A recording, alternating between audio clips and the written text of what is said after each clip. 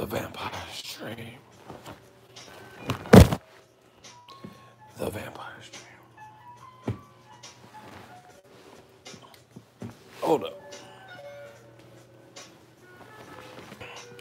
Let's try to get comfortable. The Vampire Stream.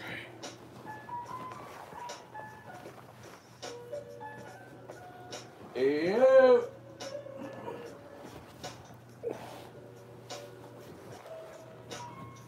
The Vampire Stream.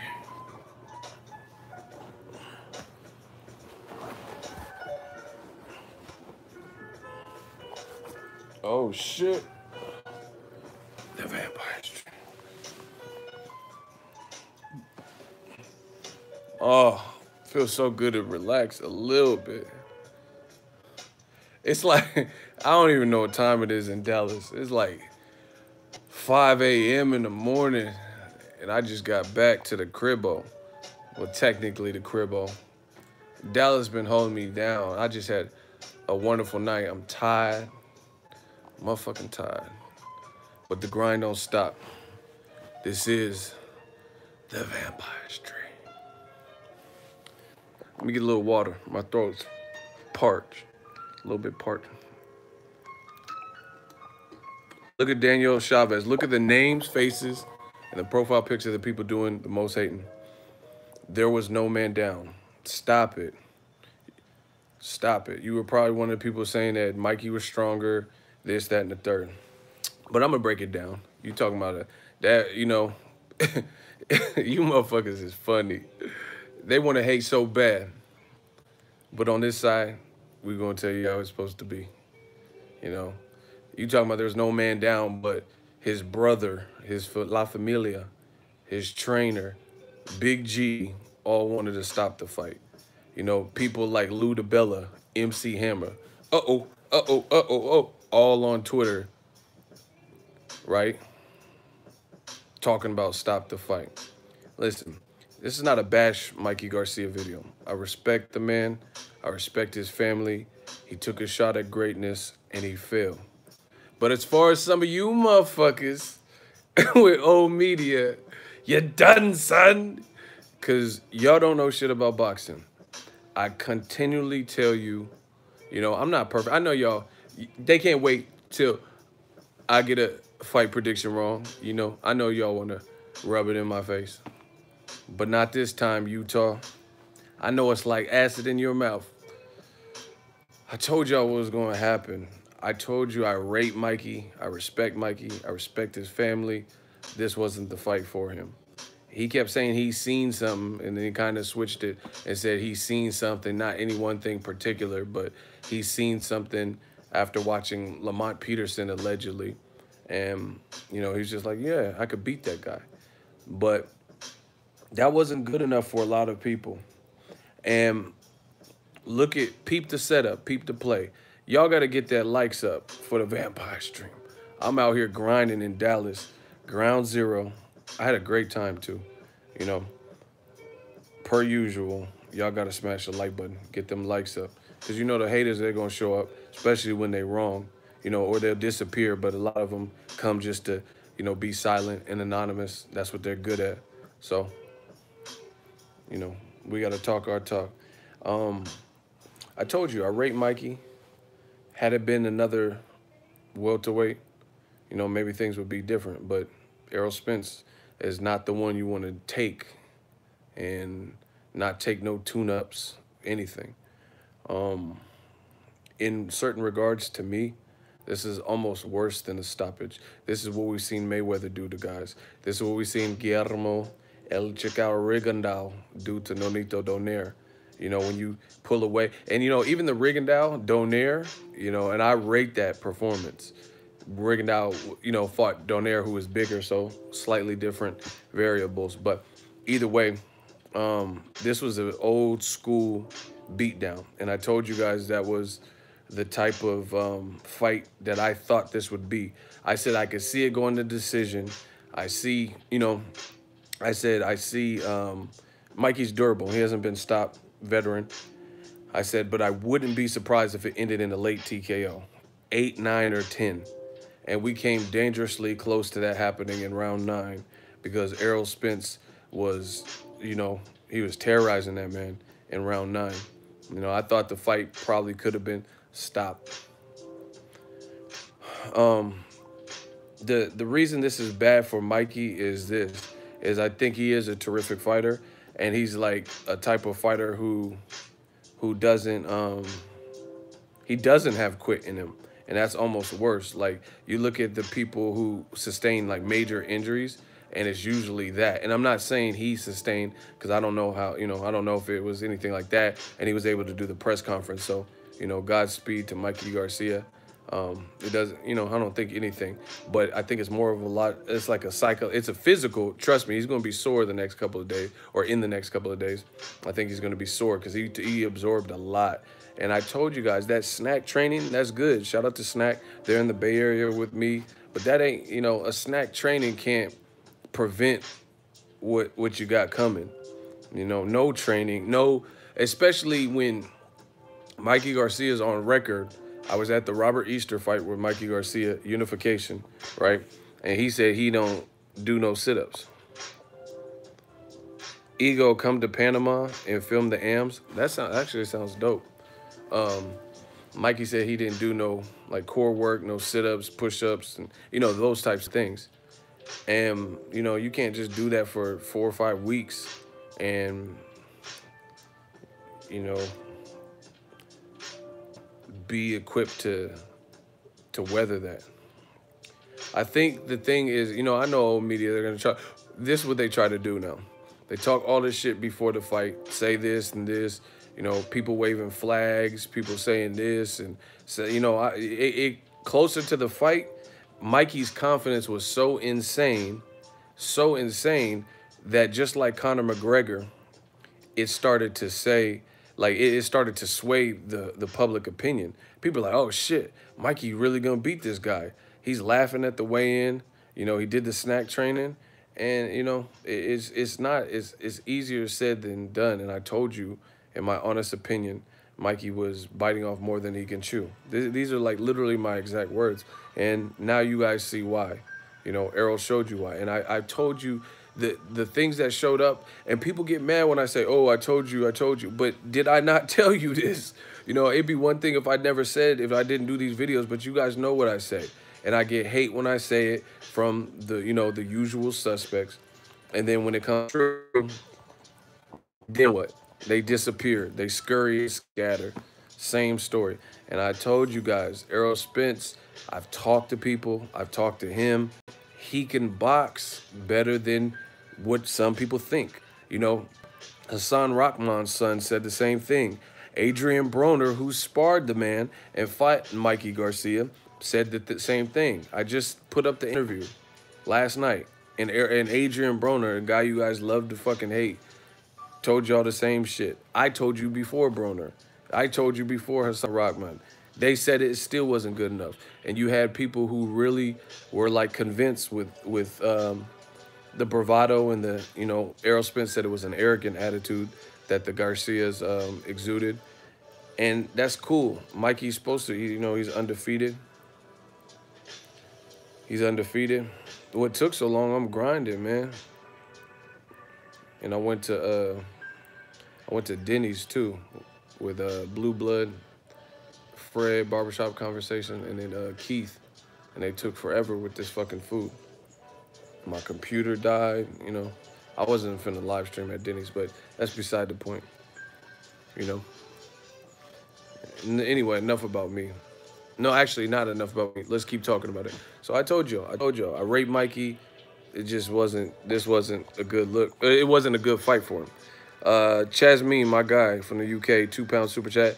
I doubled my money on a 10-pound bet for it to go 12. See? Yeah. Anyway, this is what old media does. No, but he didn't stop him, though. He did not. Bro, this was, like I said, honestly, this is almost worse than a stoppage. This is like Guillermo Rigondeaux Donaire. This is Mayweather Guerrero. You know, Mayweather Guerrero, was he ever really the same? Was Ricky Hatton ever really the same? And I'm not trying to put no hex on Mikey. I still like Mikey. I personally will support him, try to cover his fights. I rate him. He's definitely probably going to drop back down in weight, but I think this is almost worse than a stoppage, to be honest. And the reason being is boxing is not only physical, but it's a lot mental. And this was a physical fight because Errol Spence physically chops down the tree. But beyond just that, this was a demoralizing fight. I personally, I didn't handwrite it, but I didn't even need to handwrite it. I didn't give Mikey Garcia one fucking round, including the second round. Mikey's second round was his best round. And if you watch the round, I'll watch it again to see if I would go back and give it to Mikey. But I gave Errol a shutout victory. No bullshit, no cap. Like, I'm not capping at all. I gave Errol every single round. Mikey's best round was round 2. And if you watch the round, Errol Spence dominated more of the first minute and a half, or what, don't quote me on the times, but from what I seen, Mikey wasn't in control for the whole first, but then he started getting hit up with some punches, and then, having heart and, being a warrior, guerrero, things like that, he tried to turn it up. But you're not going to just steal the round because he didn't, like, hurt Errol or anything, you know what I'm saying? He just landed some good punches towards the end. But when I'm looking at 3-minute rounds, why would I give Mikey round 2? Because he, tried to steal the round at the end. And if you look back, you see, some of y'all motherfuckers don't know shit about boxing. Errol Spence, what made him successful, even in this round, Mikey, the second round was his best work to me. He took little small stands, but I guess that was his best work. But anyway, if you look at it, this motherfucker, Errol Spence, controlled that distance like a motherfucker. He was controlling, he was taking a step back, and, shots was whizzing, and he had his gloves up tight.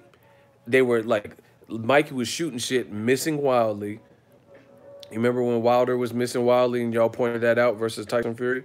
Mikey was missing wildly, a guy who's usually has really good timing, good accuracy. He was missing wildly, and a lot of the shots he was landing, even in the second round, were blocked or partially blocked. You know what I mean? They weren't like, bah, like shit that like Floyd hit you with, or the shit that Errol was hitting Mikey with. Errol's jab was incredible. And listen, shout out to the PR people, because they had your boy, ringside. I was ringside shotty, man. So I was super close. They put me in the middle. Sometimes, like, I've been to certain fights, I don't know who put me there, but they put me ringside, but they'll put me by the turnbuckle. So I was right there, front and center. I had a great angle. Shout out to them. We putting in work. And he mastered that distance. Hold on, we got to get to the super chat. Y'all got to get these likes up, though. That's for sure. Icy the one, $5 super chat. Mikey is a great fighter, but tonight he was, he took his wings, made of wax, and flew too close to the sun. Wow. The heat of Spence melted the wings. Wow. That's a crazy comparison. Hey, you wildin'. But, Errol Spence mastered that distance. He controlled the distance. Incredible stuff. Like, what I seen was an ass whooping. What I seen was a boxing clinic. What I seen was masterclass. What I seen was fucking elite. Straight up, no capping. Here's why. Mikey, other people never made Broner, Robert Easter, no disrespect to them, but they didn't make him look like that. Robert Easter might even be taller than Errol Spence, truth be told. And it didn't bother Mikey. So you don't tell me it's because he was too tall or some bullshit, I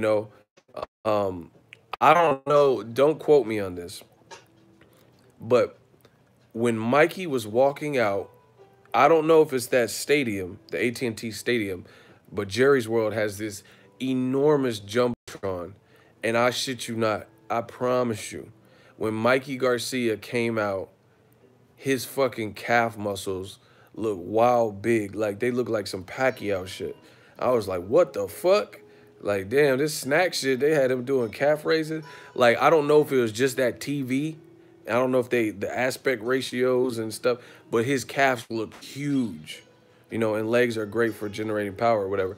I don't know if it's that screen. I don't know what y'all seen, but his legs went like his calves look thick and insane. So it wasn't even so much Errol Spence's size because he didn't apply size. That wasn't the issue. He was controlling the distance. He was jabbing. He was, you know, he really kind of toying with Mikey Garcia. It wasn't just a physicality thing, you know, because like I said, and that's incredible to see because we've seen guys who are a little bit taller like Broner, Robert Easter, guys like that. They didn't give Mikey any problems, or you know, not those type of problems. The the punch of the night for Errol Spence is he got that Texas, you know, that snappy ass Texas yeehaw fucking I want my baby back, baby. That Texas barbecue ass jab. That was a piston. And I always knew he had a good jab, but he took a jabber and made a jabber. He was jabbing over, you know, Mikey's jab. I told y'all, Mikey has like small arms, like reach wise, you know. But this is the thing in boxing, people get this twisted. You can jab even if you have short arms. A jab is a jab. It just might be a little bit harder. You might have to do a little bit to do different things to get on the inside, but you can still work. You know, you just have to get crafty with it, i.e. Mike Tyson. But he just had Mikey looking like we've never seen. And to me, that's more demoralizing. Jab reminded me of Triple G's jab, but faster. Yeah, Triple G has an excellent jab. Kovalev has an excellent jab, and the Charlos have an excellent jab. The difference is the black channels. You know, the black fighters that I just mentioned, their jabs, they have a stern, stiff jab, but to me, it's like it's more athletic too. Triple G doesn't. He's not really an athletic person. Like he's not putting no athletic moves with the jab. Neither is Kovalev. You know, it's not like overtly athletic. Spence was working from angles and shit. He was jabbing and like I don't know what the fuck round was, but Spence. I've seen him do it before because I went to the Ocampo fight. But this dude Spence, when he works the body, I don't know what the fuck he be like. He really have people looking like a heavy bag. Like he'll let off a body shot combination and he'll hit you with like 2-3 body shots fast as fuck. He was like bop bop bop, and Mikey, you know, to his credit, maybe that snack training helped. I don't know, but I thought Mikey was gonna break in half when you know getting hit with shit like that. I forgot what round it was. I want to say midway through, 6, 7, I don't know, but he hit. I don't know, man. He hit him. I think he was like back was against the ropes or something. This man teed off on his body, and I'm like, it might have been the 9th. And I'm like, oh my gosh, this is disgusting. This man was like he was trying to chop down a tree or something. I do think Mikey being so tough and durable and not knowing when to quit, you know, not that we want to see fighters quit, but not having any quit in him. I think Errol got tired towards the end. He threw a lot of shit. You know, he normally stays active, but I do think Mikey is smart enough and veteran enough, and it was like a high stakes enough fight where Errol Spence had to be on his toes and keep working, and he was hitting Mikey with so much shit. I think he did get a little bit tired. Like we normally don't, you know, I'm not gonna say it was a lack of conditioning, but he was so busy in there, and Mikey took it that he looked kind of tired in some of the rounds. But, you know, to a degree, I also feel like Errol carried Mikey, you know, at least in the 12th round. Because in the 12th round, he kind of just, like, celebrated. They were both tired. He probably could have just pushed out some combinations and stuff. He didn't even try. You know, he knew what he had done, and he knew his I think he was content with his work. Shout out to Lala D, $5 super chat. The Vampire Stream. Salute, Ego. Congrats to Errol. Man down, amazing. Triple G is not athletic. What the fuck you talking about? Bro, you start a channel and you talk about the dumb shit that you want to talk about on your channel. Straight up. These dudes always come to my channel telling me, so Triple G's athletic. Okay. These dudes get angry. You don't know what the fuck I'm talking about, bro, because you don't know what you talking about. You're like, what do you mean, Triple? Let's vote. Do you guys think Triple G is insanely athletic? Like, come on. Let's man down $1 super chat. Thank you. Let's vote. Who thinks Triple G has insane athleticism? Yes or no? You asking me what I'm talking about? Like, what does he do? When I think of Mayweather is insanely athletic, Deontay Wilder is insanely athletic, Muhammad Ali, you know, ERROL Spence, I would say the Charlos. What the fuck is Triple G? Roy Jones, of course. Didn't I just say pizza? What is Triple G? Another man down, $1 super chat. Appreciate you. When the fuck, what does Triple G show this insane athleticism? Watch when Deontay Wilder knocked out Bermane Stiverne, another fight I was there for. And he was on some Dragon Ball Z shit in the middle of the ring. And then when Stiverne got up from like the second knockdown, the motherfucker did like an ice skating move or some shit. Like, who does an ice skating move that's 6'7"? Motherfucker did an Allen Iverson crossover and then destroyed Stiverne. Caleb Plant, that's a good one too, though. Shit, fucking David Benavidez is more athletic too. He looked raw. What are you talking about? Triple G? Get the fuck out of here. These dudes don't know shit, bro. You should praise Triple G like you praise Wilder. They are both awesome fighters. Man, get the fuck out of here. We're not even talking about Triple G. You're done. Anyway, you praise Triple G on your channel, you know, in his next opponent. Then I'm going to praise him when I see who he's fighting. When I see he's fighting Who Framed Roger Rabbit in his next fight, then I'll praise him. How about that? Is that a deal? I'm not going to argue with you. Everyone else voted and nobody thought he was insanely athletic. That doesn't mean you're... See, you dudes get so, like, aggravated, you know, because you don't know shit. And I know it hurts. You see, I know people like you. You one of them motherfuckers that have, like, a flannel to go to, like, a party or, like, a dance. And then you button it up and you think, like, oh, shit, I'm looking nice. And then you realize that you buttoned it and it's uneven. You know, and then you get to the last button and you don't have no more holes. You get what I'm saying? You have a button, but everything's buttoned up because you didn't button it up straight. I know people like you. It's cool. So anyway, this has nothing to do with Triple G. Y'all know what I'm talking about. When you try to button the joint and you think you the man, you try to get to the lat and you got an extra button. And you're like, what the fuck? And you got to unbutton the whole shit. I know people like you simple motherfucker. Get off this shit. We're not talking about no Triple G right now anyway. I'll talk about Triple G when we find out who he's fighting next. Ego is crazy. Bro, you see, y'all laughing because y'all know what I'm talking about. You got to start all over. You got to unbutton everything and start from scratch. You a start from scratch person. You were talking trash about Triple G. All right, bro. He's the most athletic. He's Michael Jordan, whatever. Anyway, I could tell you ain't athletic. You a big old, you know, Uncle Buck looking motherfucker. The way you talking, you don't know shit. You look like John Candy probably. Anyway, back to fighters who actually fought today.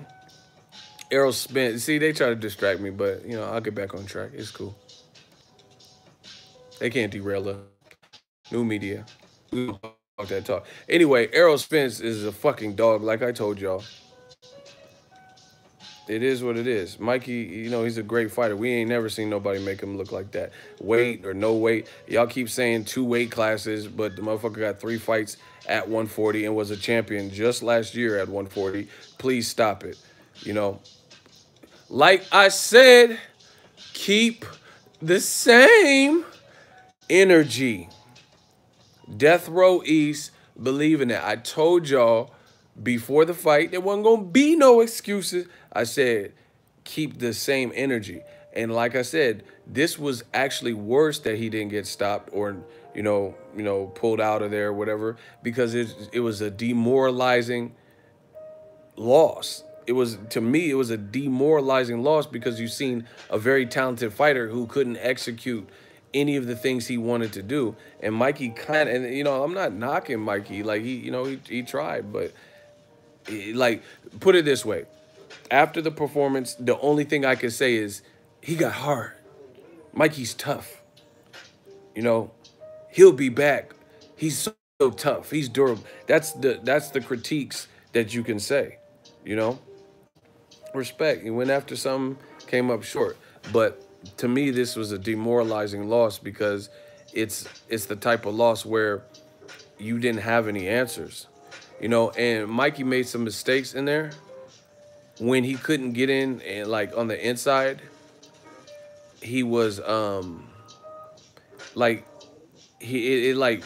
it flustered him, like Deontay Wilder. He seemed kind of flustered, and when he was punching, it was like kind of off of fumes. It was kind of off of like heart and guts and glory. It was like retaliation punches.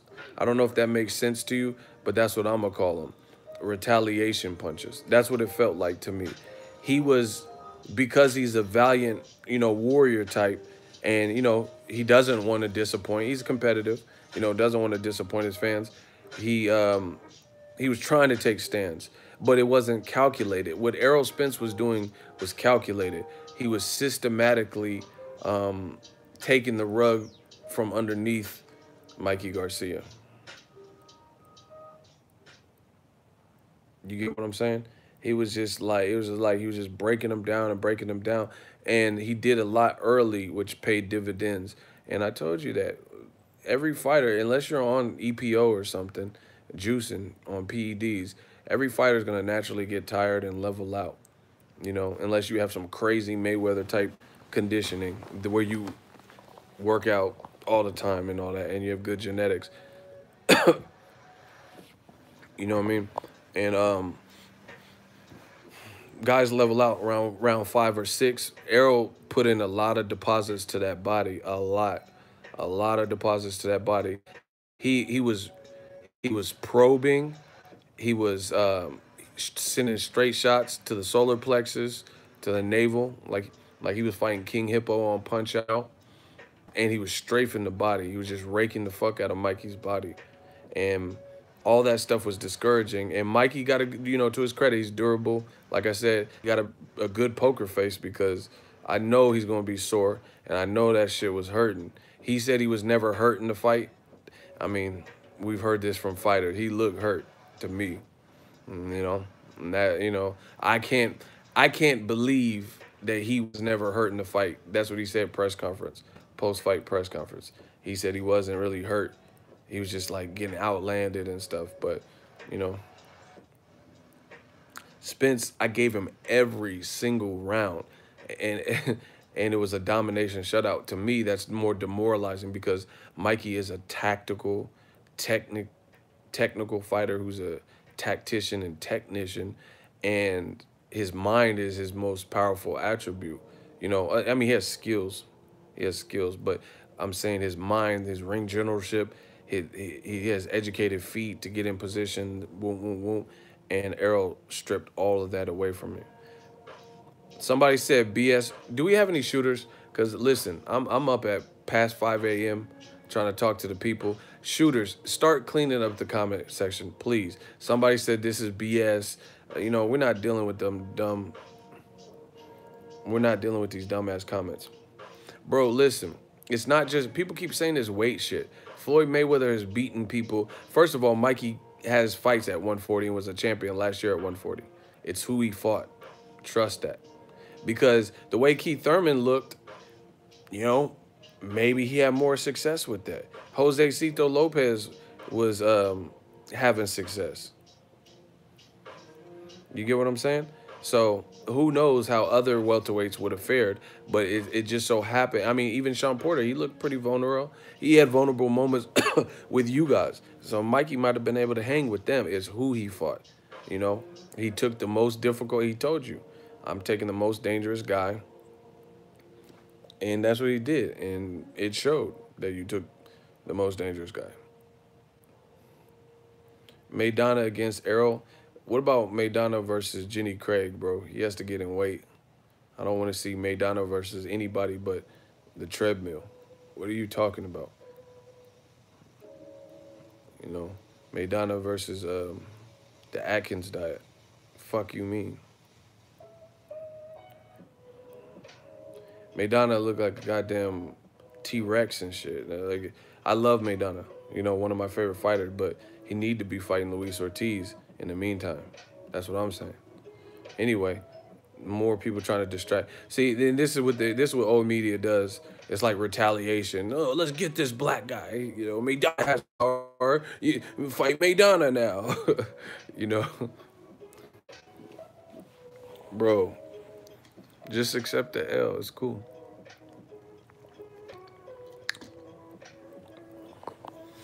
Anyway, Mikey's a good fighter, but I told y'all he's biting off more than he can chew. See, he made the mistake of. Sometimes I just feel like I know too much about the game. I'm giving too much sauce away. I need to get paid more. Nah, I get paid kind of good, but you know I need to get paid more. This is what I'm saying. Like, he was talking about, like, Mikey said something like, I watched the Kell Brook fight. That's the worst fight to watch. Because, one, Kell Brook got stopped. But beyond that, Mikey Garcia was, Errol Spence was on a 9-month layoff, and he was traveling to the UK, and that was his first title shot, you know? And he'd been waiting for this moment opportunity. So, you know, who knows? Maybe he has some jitters. Kell Brook is a big welterweight, and you're not a big welterweight. So, you know, what the fuck is the Kell Brook? You know, Errol Spence, that was his coming of age step up. But you can't compare him, because after that, he gained more confidence and more because he's a champion and he's living like a champion. You feel what I'm saying? So that's not a good fight to watch. You're not Kell Brook. And like, I really personally don't even see what people, I told you this.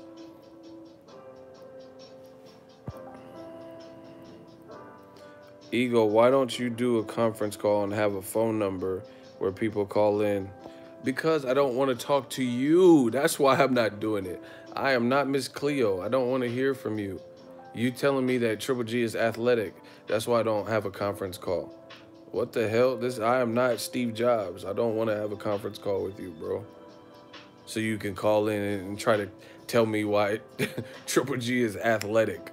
Bro, you guys get mad. I never said Triple G was a bad fighter. I just said he wasn't athletic.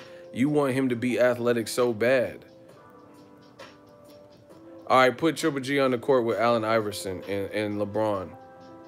We'll see how athletic he is, you know. Put him against Vernon Davis on that field. Tell him to play tight end. We're going to see his athleticism. Stop it, bro. Triple G probably couldn't dunk a donut. And he like 5'10" and a half.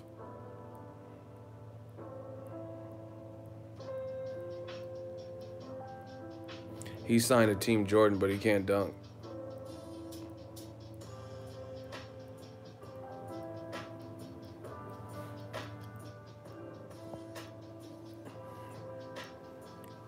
Anyway, that's why I'm not doing no conference call.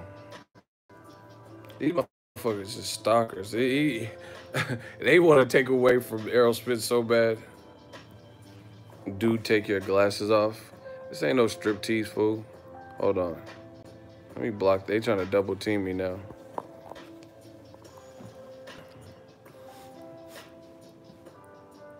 Y'all keep bringing up this Triple G. All right, let's see who Triple G fights for his DAZN deal. He gonna fight the dark-skinned cuz from Cream of Wheat box.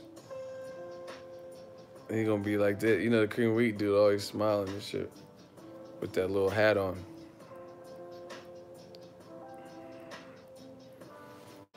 Anyway, back to tonight's fight. It was a great atmosphere. It was like insane. Like it was such a surreal experience. I had never been there. Like I said, Mikey, he tried, but my thing is this. I said this and I never understood what you guys seen that Mikey possessed. This is not taking away from Mikey being a good fighter, but what did you see in Mikey Garcia that really gave him an edge in this fight? See, I told y'all don't. Some of y'all don't, it's not registering. Y'all don't know how to break this shit down.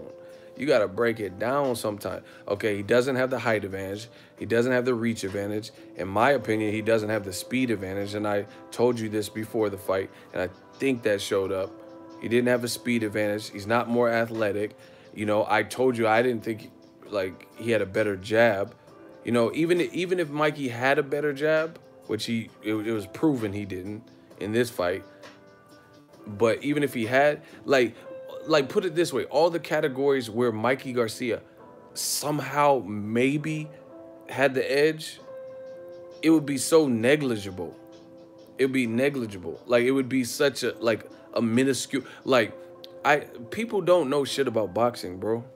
That's what it is. I'm realizing. That's why my channel is so successful, because they come to me because we try to feed y'all with that real life, real deal Holyfield. And I just met him and interviewed with him. That was dope. But people are saying Mikey had more experience. Bitch, where? Again, I'm not knocking Mikey's experience. He does have a lot of experience. Broner fights, sparred Pacquiao as a youngin, sparred Edwin Valero as a youngin, right? You know, I'm sure he worked with Jorge Linares and a bunch of guys. That's great. But how does he have, like, a significant more amount of experience than Errol Spence, who's an Olympian, who's also sparred with great names? Lamont Peterson fought him as a pro, you know, sparred Adrian Broner, sparred Floyd Mayweather, sparred Jorge Linares, fought Kell Brook, went to the Olympics and fought guys, you know, like the dude Lada just fought Castano, Brian Castano. He had a fight with him. He fought Regis Prograis twice, I think it was twice, who's in the World Boxing Super Series. Fuck are y'all talking about experience? And then Errol Spence, from the tales that I've heard from people, they taken him to, like, just different territories, and he ran through gyms. Like, this motherfucker was, like, running through people's gyms. Like, oh, bring your best people, blah, blah, blah. And he was running through them guys. He even said post-fight he didn't even get Mikey-sized sparring because he needs some people that are going to push him. I told you guys all this. His coach, I have the video up. His coach, man, I gave you so much of the game. That's why I don't understand.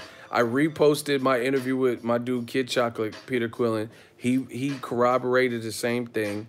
Peter Quillen said I seen him at the Olympic Training Center, and he was, like, going through guys.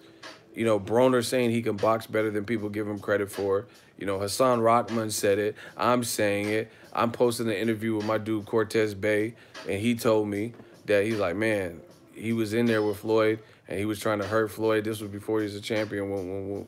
Like, I just don't understand what else y'all needed to see other than the fight, I guess. But now it's over, so y'all got to see what it was, you know. And I'm a little pissed off, actually, because I rate Mikey and I like Mikey and I want Mikey to do well, and I feel like this wasn't a good fight for him. And I really don't know how, like, no bullshit, no cap. I thought Mikey would beat Vasyl Lomachenko, but when someone takes a nasty loss, who knows, you know? They might get depressed and gain weight in their off season. They might lose some drive, lose confidence. I don't know. It's just really, that really depends on him, but that kind of bothers me a little bit. No, I get it. Someone said Mikey wanted to smoke. He asked for it. No, fair is fair. I get it. And this is the thing. Like, this is a hurt business. This is boxing. I can't feel sorry for Mikey because he's the one that put this in the atmosphere. Nobody, I repeat, nobody that I know was requesting Errol Spence, and he for damn sure wasn't looking down divisions. He barely can get work in his own division from the top names.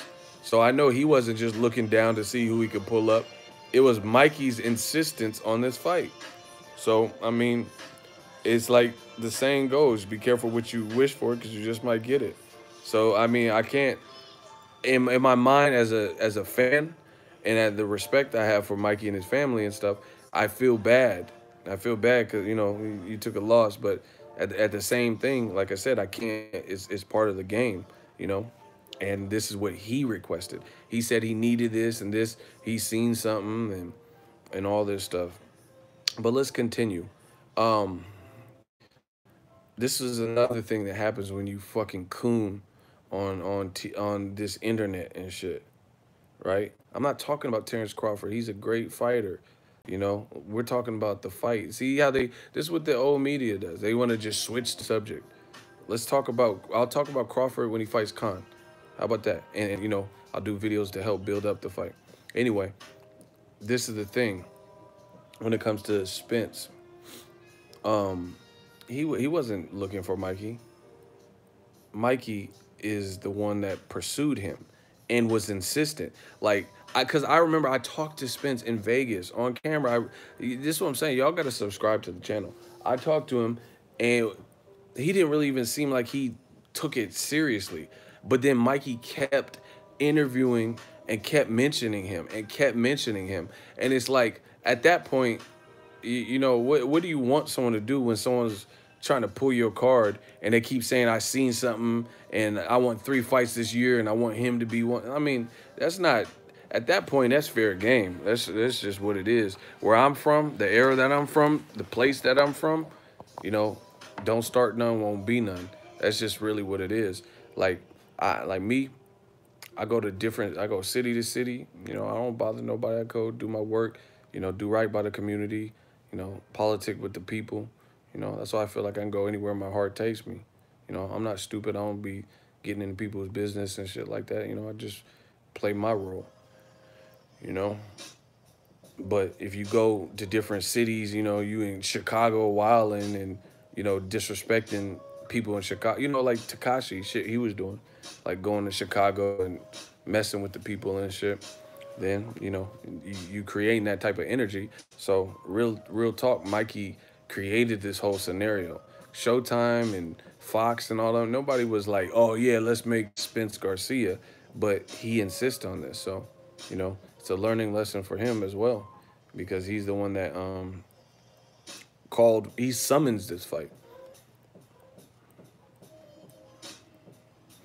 He's the one that requested it. Nobody was really just like, I can't wait. We were like, I know at least on my channel, I was like, I was putting pressure on Keith Thurman to fight him. I was saying Sean Porter that's another great fight for him. I wasn't like, oh yeah, Mikey, because that wasn't something that really immediately concerned me. But then, Mikey talked himself into the fight, just like Rigondeaux talked himself in the Lomachenko fight, and it didn't go his way. Simple as. Didn't go his way. Weight classes exist for a reason. I see the one Savage, he said he made his bed. Simple as. Facts.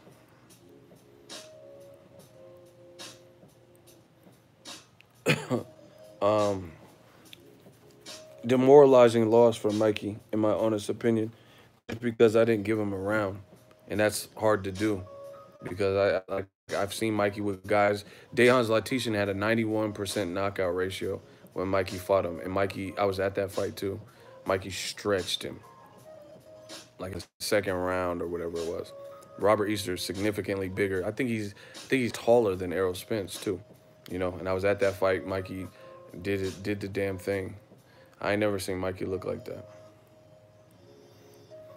And you never really heard his corner record like, hey man, hey, like I found this out through third parties, because when you're at the fight in the ringside and shit, you can't hear what they're saying on the TV or on the pay-per-view.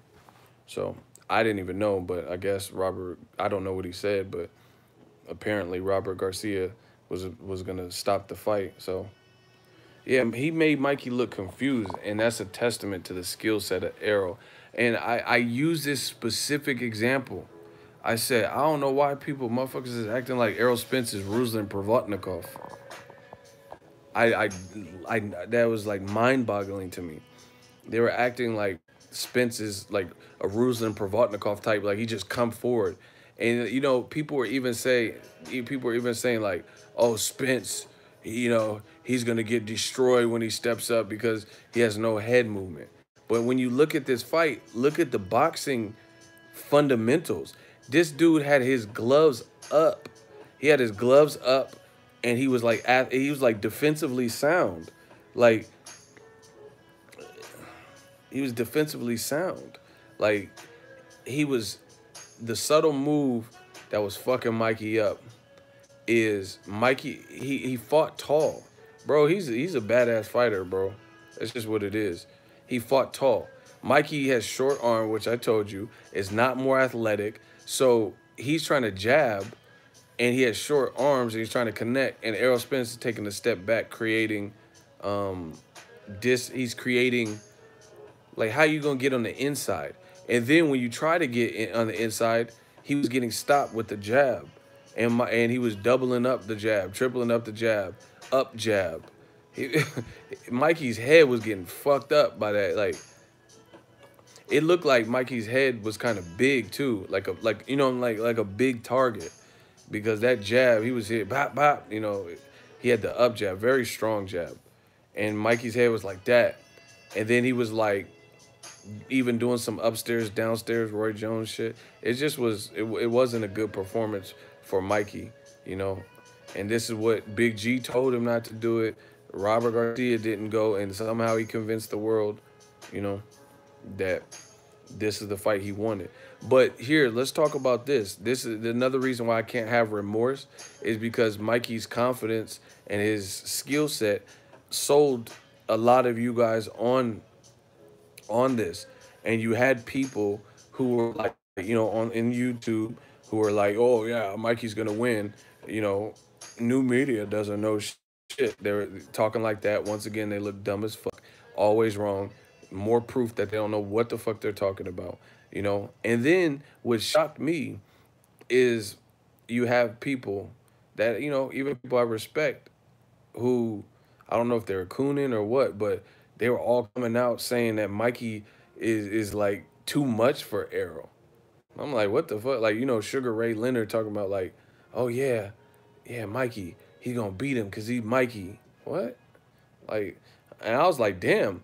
And then I was like surprised that so many people, like Mike Tyson, George Foreman, Sugar Ray Leonard, you know, guys like Jose Cito Lopez, you know, and like, okay, Jose Cito Lopez, he trained in the gym, you know, he's Mexican-American too, so maybe, you know, that's his boy, so he's like just rocking with him. It's, you know, it's kind of hard in that situation to pick against a friend.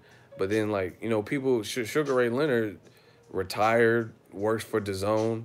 It wasn't a DAZN fight, and he still said it. So I was like, okay.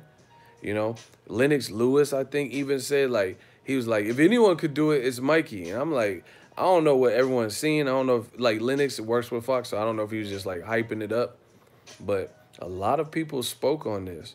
And a lot of people were, like, actually saying, Mikey, there's a reporter post-fight, and he said something to ERROL, asked him a question, and he was like, you picked against me. So I'm like, damn. He's like, yeah, I seen it. I seen you picked against me.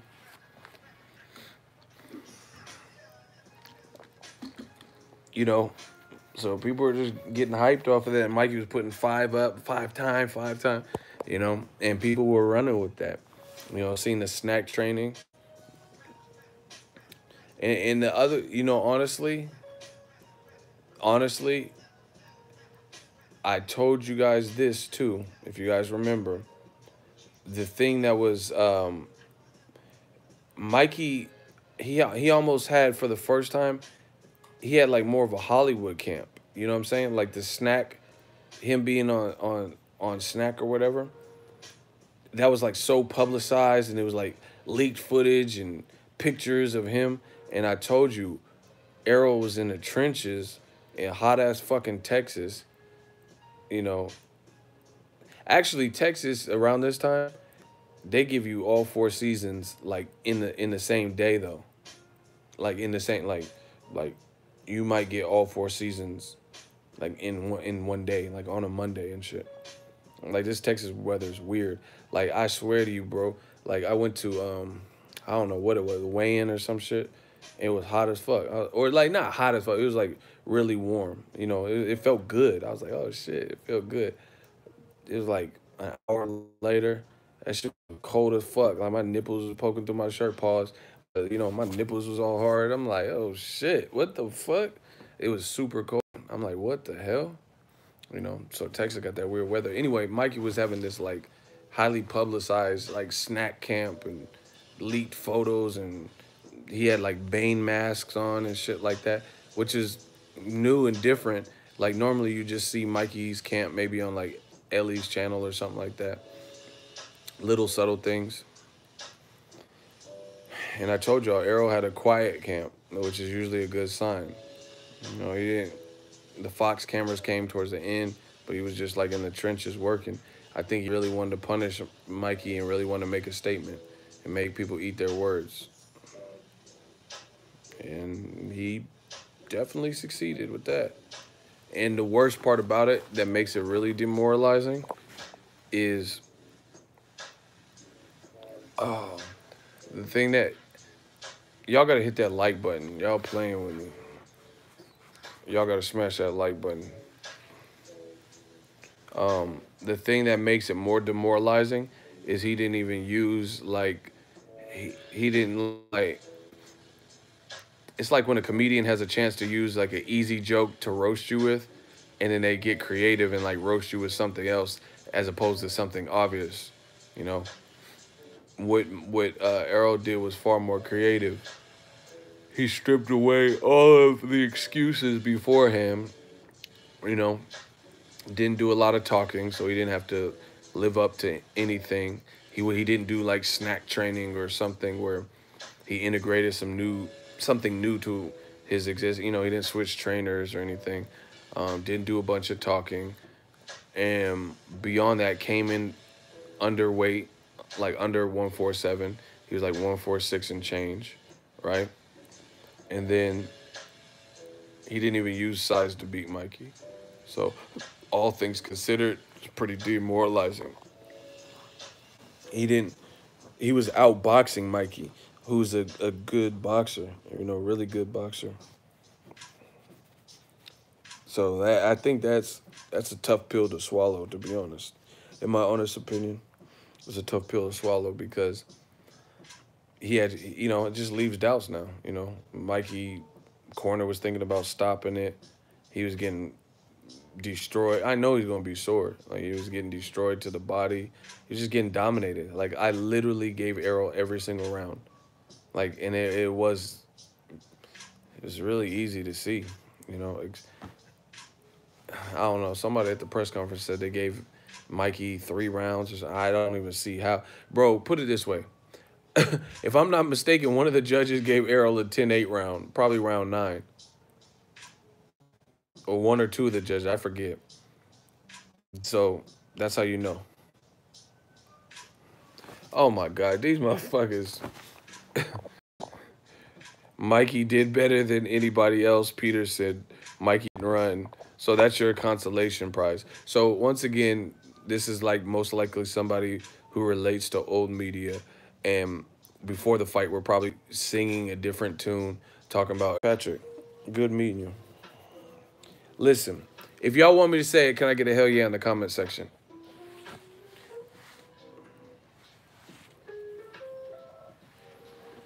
If y'all want me to just say it and hurt feelings, can I get a hell yeah in the comment section?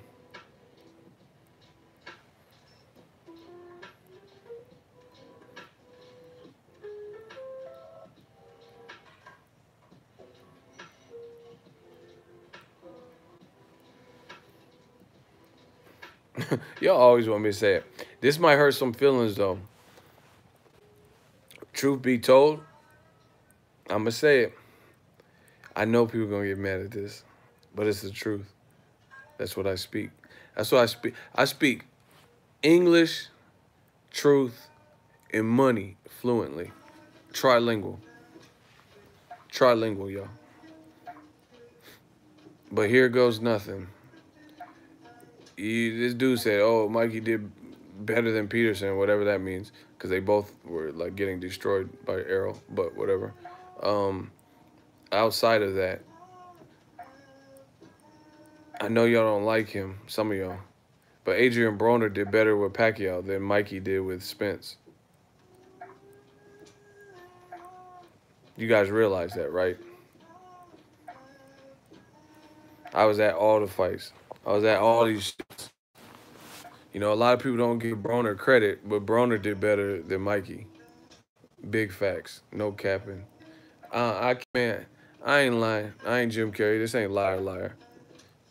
I'm going to say it again for the people in the back. Adrian Broner, y'all give him shit. Said, like, y'all motherfuckers said Adrian Broner didn't do shit with Pacquiao, and he's, like, horrible and all that, you know, whatever people said. But he did better than Mikey Garcia did versus Errol Spence. Bet that up. I literally, after I covered the Broner-Pacquiao fight, you know, people were all in the video, all in the comment section. Look, oh, they mad. Oh, you mad. The racist is mad as shit. Loma destroys Gervonta. Bro, what? What is Gervonta? You just got to see a black fighter lose, huh? Is that what it is? What does Gervonta have to do with this? Or Lomachenko? Bro, these dudes is whack. Like, Tyson Fury really beat Wilder. That has to make you feel good, huh? To see a black person lose. The Black Channel. One of you blacks must lose. Why don't? Yeah, these motherfuckers what? They want that retaliation and shit in the comment section. Like, what the fuck is Tank have losing to Lomachenko? That shit ain't even made. You act like it's a signed fight, bro. Fucking Jacobs is gonna get it in May, man. One of you blacks will lose. Oh my God, these motherfuckers. The Black Channel. And you could wait for one of the black channels to lose. Hey, yo, wow. Yo, wow. Anyway, back to what I was saying, which is far more important. Adrian Broner did better versus Pacquiao, straight up, than Mikey did. Like, y'all keep coming up with these, like, consolation prize, you know, but Broner did better. He really did. I was at both fights. He really did better versus Pacquiao. I had Pacquiao winning. Like, I know he was like, man, you know, AB, ain't boo boy.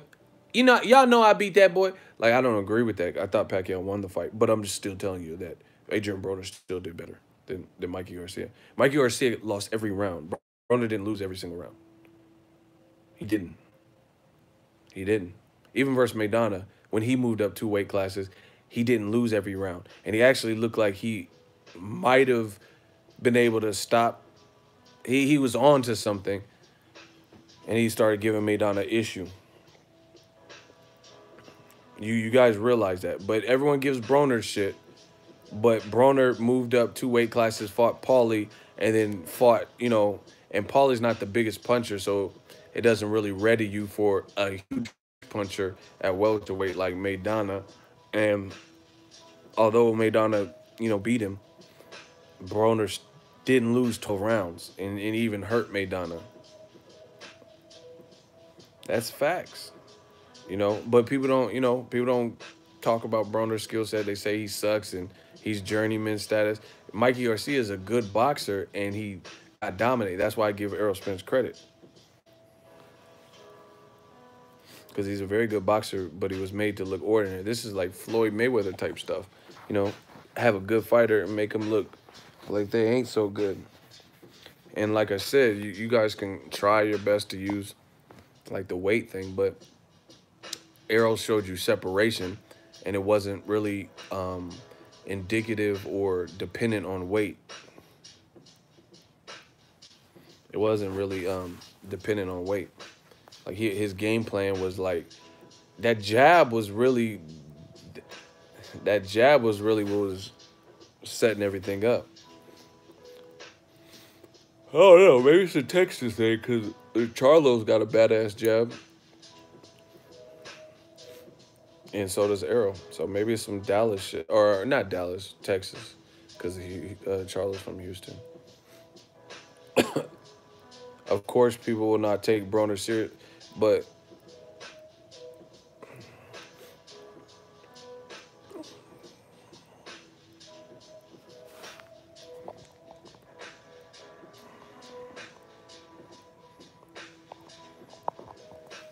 man, I'm done with you.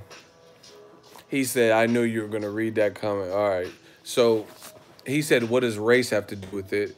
Motherfucker, what is Tank losing to Lomachenko, a fight that's not signed, where two people aren't in the same weight classes? What does that have to do with anything? Stop it. These motherfuckers always got a guilty conscience. He's like, what does race have to do with it? Okay, what the fuck does Tank Davis, Gervonta, you know, what does he have to do with Lomachenko? And what the fuck does that have to do with a video about Spence and Mikey Garcia and me recapping the fight? So who's really way off the mark? Stop it. Whatever, Ruben.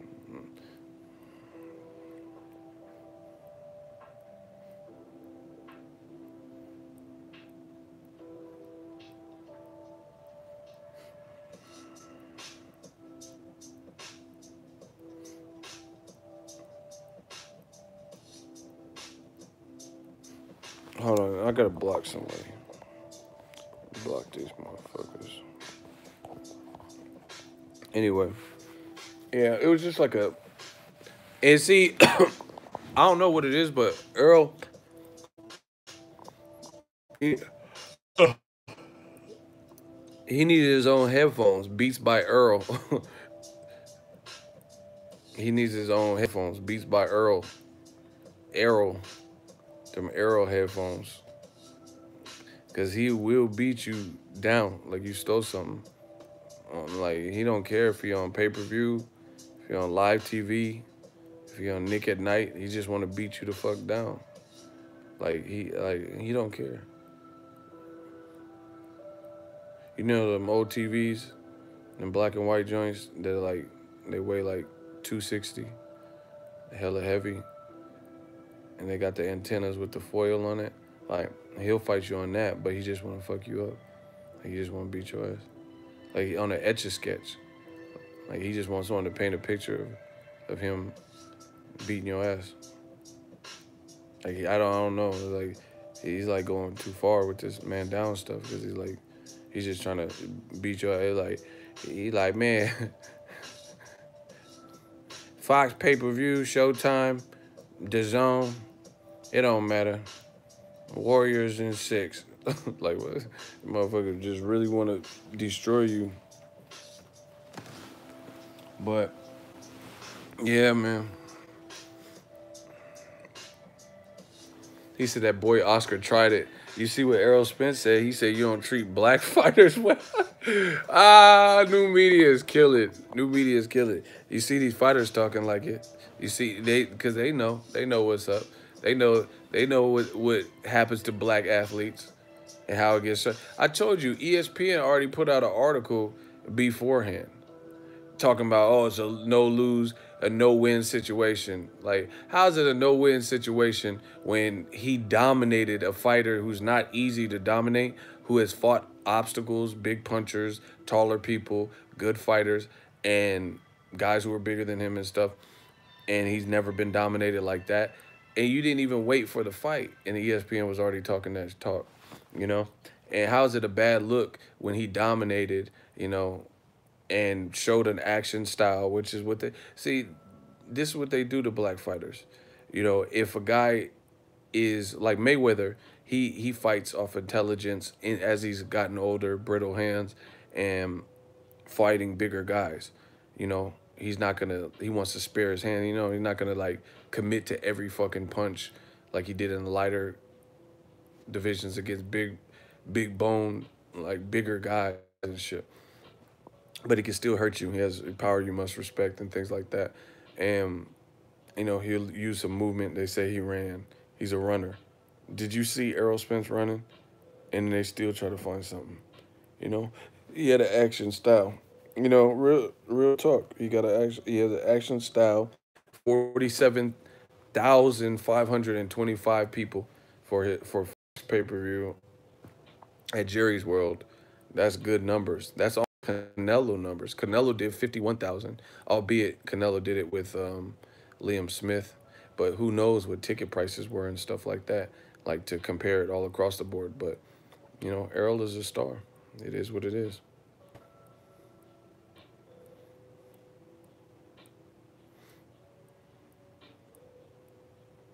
Max Kellerman was saying that win-win BS. What, the no-win situation? Yeah, that's an excuse, bro. Errol Spence won. First of all, his bank account went in.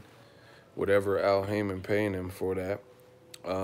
He's building a relationship with Jerry Jones, who is a businessman and billionaire or whatever, and he's showing that he's an attraction, and people come out like the people. Listen, there were beautiful women at this fight. Like, listen, y'all gotta understand this. I cover a lot of fights. The beautiful women don't be at all the fights. Like when Floyd fight, like Mayweather McGregor, beautiful women. Canelo Golovkin has some beautiful women. Errol Spence fights, both of his fights that I went to, Ocampo and this one, beautiful women. But like when certain people fight, like Ted Cheeseman and shit, I don't know. I don't know what the crowd looking like. They might look like mud ducks. I don't want to say what fighter, but trust me, the fights bring. That's how you know the quality of the fighter and the fights by the women in the crowd. I've even been to fights. I cover fights, and then the ring girls be busted. That's how I know I'm in for a hellish night. The ring girls look like Vera Cosa and shit. Like, they be looking whooped. They be having like fucking club foot and tennis elbow and all types of shit. Like, is that a bullet wound on your thigh? Like, bitch, sit down. We know what round it is. No, I'm telling you, I've been to them like little small fight cards. They don't even get like there's a lot of beautiful ring girls. I don't know all their names, but there are a lot of there are a lot of beautiful women, like even the ring girls and stuff, and they be at the big fights. Yanira and just shit, the pretty girls. They be having pretty girls at these fights. Like Yanira was there and like whoever. But I've been to some fights and they have like 211 models. Like, damn.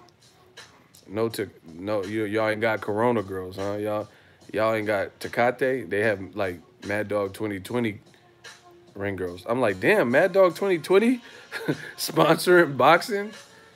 Y'all be having them water moccasins and them ugly ass ring girls. Man, get these 211 ass ring girls off of here, bro. This Steel Reserve ass Four Loco ass bitches. Like why Four Loco spot Four Loco. I didn't even know they had Four Loco girls. You feel me? Snow Queen was looking good. Yeah, she's cool. She be doing the splits and shit like Van Damme. Shout out to her. But anyway, yeah, some of these ring girls be busted as fuck, bro. Like, they be holding the sign. Motherfuckers be doing them like Apollo. Boo! Get the Sandman. Get this bitch off here, bro. Hold on, I gotta be more PC. I'm trying, bro. I'm trying, people. I'm tired. But I'm telling you, you could tell the quality of fight by the women. Because the women ain't gonna come out for some bullshit. They don't want to see like, Ted Cheeseburger or whoever.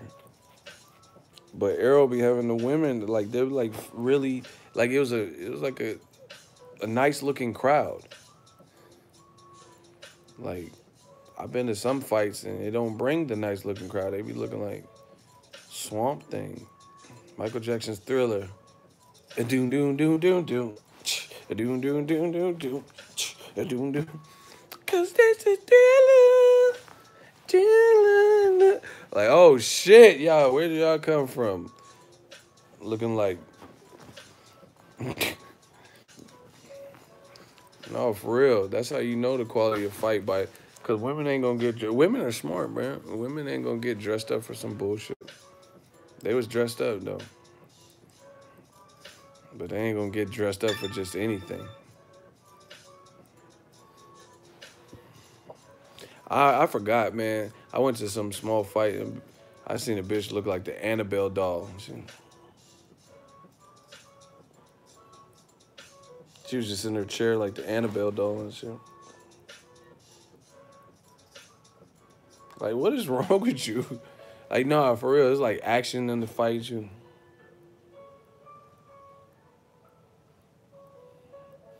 where you live? Hey, bro, y'all asking too many questions. Where do I live? What the fuck? Y'all some real life stuff. Dear ego, I wrote you, but you still ain't calling.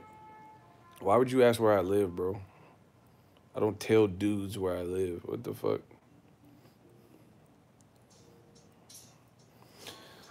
Yeah, anyway, it was a good looking crowd. It was a good event. Man, I live in every city. I am the city, bro. It's a really weird question coming from men at 6 a.m. in the morning. Shout out to London. Yeah, where do you live? What the fuck? Can I just talk about the Spence Garcia fight? You're like, give me your address. No P.O. box, motherfucker. Oh man. It was a good experience. I'm so happy I came.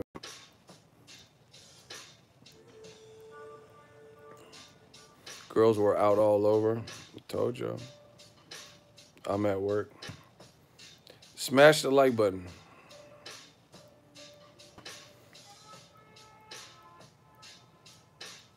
Connor got that bag and started tripping. Man, I'm about to get out of here. Y'all all over the place.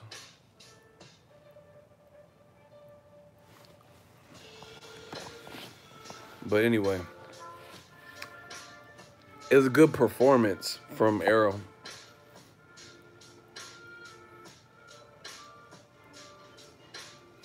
You know, it was a real good performance from ERROL. He looked sharp. Terrence Crawford, he just said, damn. I think he's referring to this fight because he asked who people were picking on his Twitter, and it just said, damn. I think Terrence Crawford probably, well, not probably. I definitely would have picked him to beat Mikey Garcia, too. But like I said, the thing is, Mikey Garcia is a good fighter, but I don't see what people thought would be the edge. Like, what was like? I really want to know from the people who were picking Mikey Garcia, Sugar Ray Leonard and shit like that. What was Mikey Garcia's what was his X factor in this fight to the people who were picking him? See, that's what I'm saying. People they be faking, bro. They be pump faking. They be using like race and who they like and who they want to win and emotion and all that shit. None of that shit matter when it comes to fisticuffs, hand to hand, man to man, woman to woman combat. And I really, honestly, I rate Mikey. I really and truly do, but I didn't see his X factor here. I really couldn't see what it wasn't power, even though Robert Garcia said Mikey's stronger. That clearly didn't show up, and I told you that I didn't see that. Speed, I told you guys that Errol Spence is more athletic and has better speed. Athleticism clearly goes to Errol Spence. Footwork, Errol Spence's footwork. I failed to, I made a mistake, so I want to correct it right now.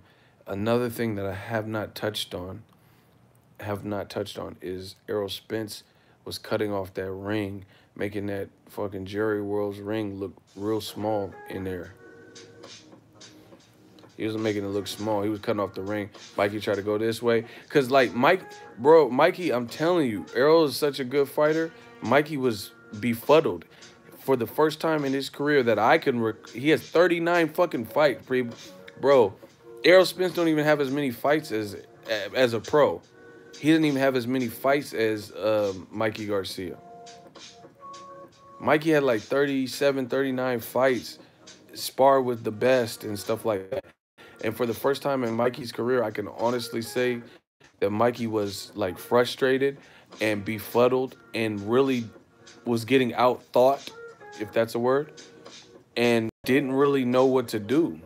He didn't really have an answer. Like he was like put in like he even kind of said this post fight. Basically, honestly, it was like high speed chess. You know, it's like you think you make a good chess move, and you're like, bah, oh shit, and then someone makes a better move. You get what I'm saying? Like Mikey really didn't know what to do. Like I seen him. It's hard to break down, but let me see how I can phrase this. When you watch boxing and you appreciate it, like the sweet science, not like, oh, he won and he ran, you know, just basic bullshit, casual bullshit. When you really appreciate the sweet science, you can almost like, it's like, it's like the Matrix or something. Like you can see like numbers and shit. That's how I feel with boxing. Like I feel like I'm in tune with boxing, so I like see it different than people, and like I can see people's game plan. I know I don't want to sound crazy, but I feel like I could see people thinking in there, and I could see them trying to switch something up and try this. Like, oh, okay, this isn't working, and I seen that. I seen Mikey was really trying different things, and he was being met with resistance every step of the way. Like he was getting, he was like getting hit. Then he would like retaliate and try to let off combos, but then he wasn't winning. And then he was like trying to be the outboxer. Then he was trying to get on the inside. Then he was having trouble getting on the inside, so we tried to switch. Like I seen him going through the different motions, and it was like Errol Spence blocked all the exits. You get what I'm saying? Like Mikey tried to go through door one. Boom, you open it and there's a fucking brick wall. He tried to go through this door. Boom, you can't get another wall. And it's like Mikey was, for the first time that I can remember, he didn't really know what to do. And that's not an easy feat. You know, that proves that Errol Spence, this fight alone, weight, you know, people make all this bullshit, but it proves that Errol Spence is the truth. Like his nickname, he's nasty. He can box. He can brawl. You know, he's not just doing shit off brute force and whatever. Because he gave him a clinic and he gave it to him in the worst way. Pause. Because a knockout, people might have would have expected that. You know, but he didn't do the knockout or knockdown, but he punished him round after round after round, created doubt, left lingering doubt. You know, just left him like that. You know, had it for the first time. He's hearing his brother and trainer and dad and shit. Hey, we should pull the. You know, we should just wrap this up, pull the plug. So you know, it's almost kind of worse that it happened like this. It's like the worst case scenario. You know, because if Mikey would have had any level of success, that's what people would be talking about. You know, look at it, especially against a black fighter. This we see it all the time. Tyson Fury, he was winning rounds, but you know people are content with the moral victory. Like, oh, no, even though he got destroyed in the 12th round, you know they're content with moral victory. So, Errol, he wanted to punish him, and that's what he did. So it's almost worse that it happened this way.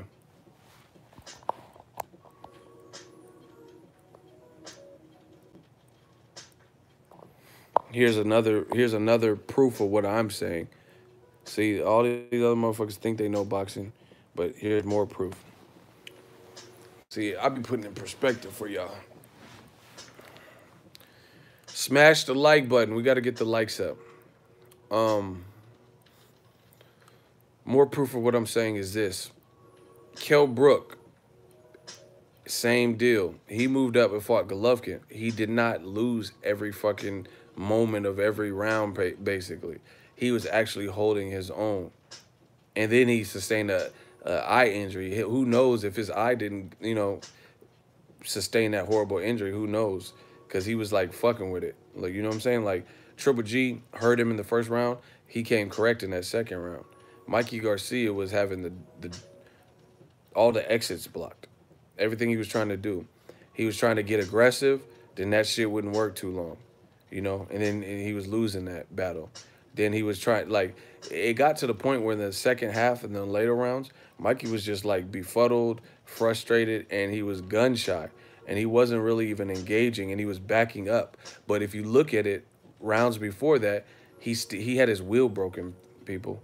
You know, because if you look at it before that, rounds before that, he was still coming forward. But then I remember later in the fight, he was just backpedaling. You know, he was like shelling up, you know, elbows tucked. He was just absorbing punishment. You get what I'm saying? And that's because that's what happens when you're trying different things and it's just like not working. You just, no matter what you do, it's like you can't figure it out or whatever. So he couldn't figure out the Errol Spence puzzle. Don't want to see Spence versus Pacquiao. He's 41. Man, fuck all that, bro. Pacquiao got in the ring, said he wanted that word. I fought Joshua Clottey in my fight with Antonio Margarito. You know, oh well, it's boxing. Shit happens.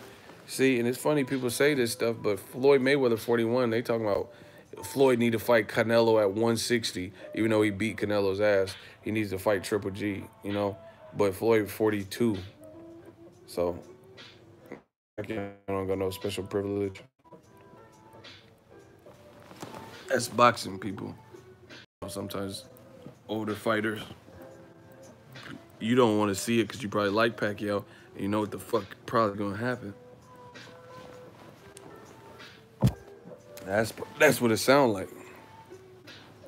You know, Spence might man down that man.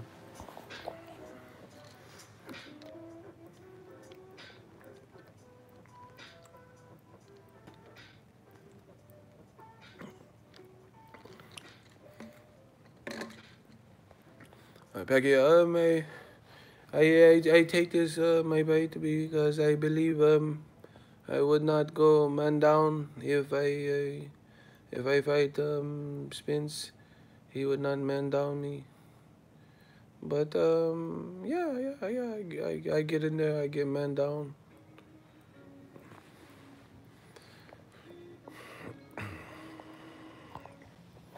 What was Porter wearing on that? I seen him. He had like a, I don't know.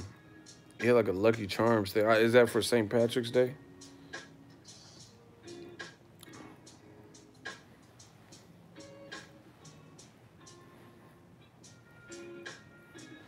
Yeah, man. But yeah, this was punishment inflicted.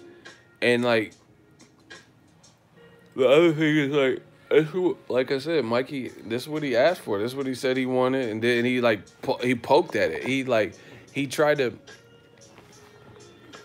he kind of tried to Sugar Ray Leonard it. Remember when Sugar Ray Leonard was playing with Roberto Duran in the sequel or in the second fight? You know, sticking his head out and bolo punching and stuff. He tried to taunt the dog. He tried to taunt the bull, and it backfired big time because like he was saying all this stuff and adding fuel. Like it was a kind of a weird buildup. Like some of the stuff that I was hearing didn't really make sense.